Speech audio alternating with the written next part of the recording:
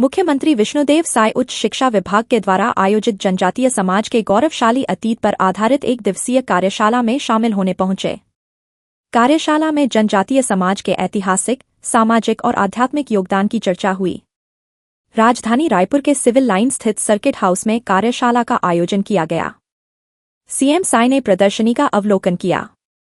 कार्यक्रम में सीएम साय ने कहा कि जनजाति समाज की परंपरा ऐतिहासिक है, लिपि परंपरा बाद में आई। हमारे लोकगीतों का इतिहास रहा है। प्रकृति पूजा जनजाति समाज की मूल परंपरा है। जलवायु परिवर्तन के दौर में जनजाति समाज की परंपरा अनुकरणीय है। जनजाति समाज सबको फलने फूलने का अवसर देता है। स्त्री पुरुष में भेदभाव नहीं है, सब समान है। जनजाति समाज समृद्ध संस्कृति का हिस्सा है। करने की परंपरा हमारे जनजाति समाज में है, समाधि बना के रखते हैं। यह सुंदर परंपरा बताती है कि जनजाति समाज याद रखता है कि आज जो हम हैं हमारे पुरखों की वजह से हैं। उन्होंने जो मेहनत की, जो श्रम किया, उससे हम अच्छा जीवन जी रहे हैं। हम उनके योगदान को कभी भूलते नहीं। लिखने की परंपरा तो बाद में आई, लिपि का आविष्कार बाद में हुआ, लेकिन हमारे लोकगीत तो न जाने कितने पुराने हैं। सदियों से पीढ़ी दर पीढ़ी हम इन्हें सहेज कर आगे बढ़ाते रहे हैं। सुंदर नृत्य के माध्यम से और संगीत के माध्यम से हमने अपनी परंपरा को संजोए रखा है। हमारी जनजातीय संस्कृति प्रकृति पूजक संस्कृति रही है। सरहुल के पर्व को लीजिए, छत्तीसगढ़ का जो पूर्वी जसपुर जहां से हम आते हैं, उस इलाके में सरहुल पूजा की परंपरा है।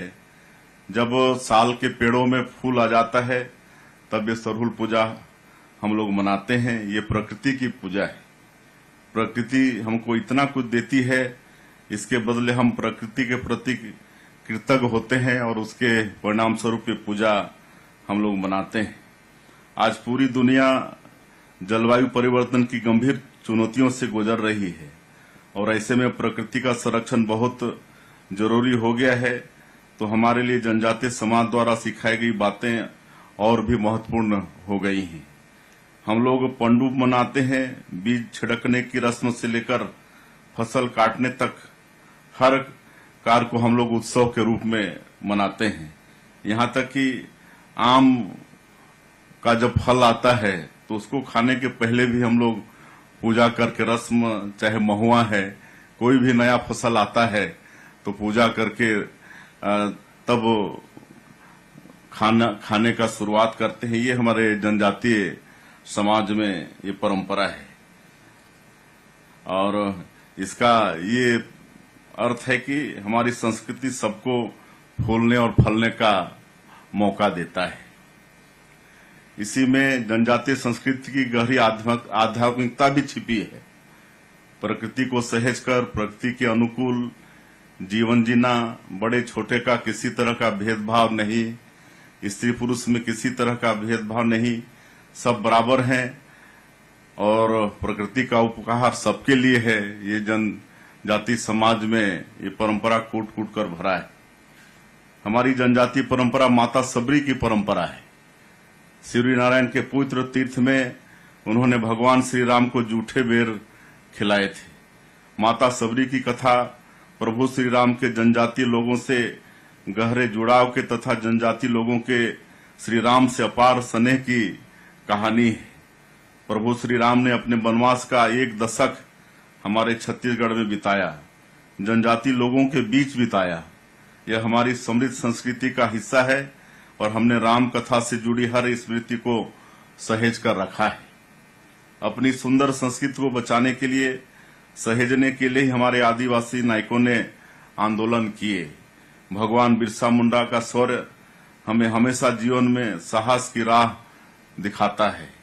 हमारे यशस्वी प्रधानमंत्री श्री नरेंद्र मोदी ने 15 नवंबर को लोक नायक भगवान बिरसा मुंडा की स्मृति में जनजातीय गौरव दिवस मनाने का निर्णय लिया है। हमारे जनजाति समाज के लिए बहुत ही ये गौरव का विषय है।